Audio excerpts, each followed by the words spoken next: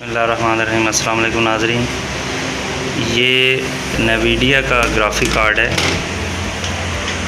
इस वीडियो में मैं आपको बताऊंगा कि ये किस तरह से मदरबोर्ड में फ़िक्स करते हैं। तो ये 1 GB का ग्राफिक कार्ड है। चलें देखते हैं इसको कैसे फ़िट करते हैं। तो सबसे पहले तो आपने ये निकाल लेना है।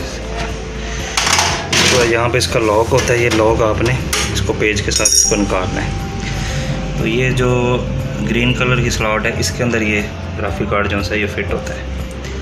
ठीक है जी।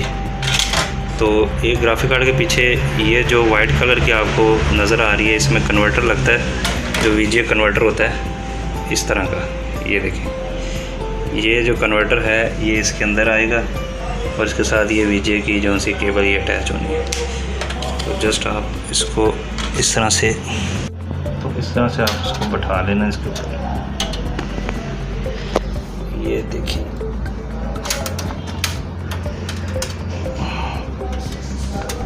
ये इसके ऊपर पूरी तरह बैठ गया। और यहाँ से ये लॉक आपने इसको लगा देना। ये लॉक होता है वाइट कलर का, इसको हमने लॉक ये देखिए।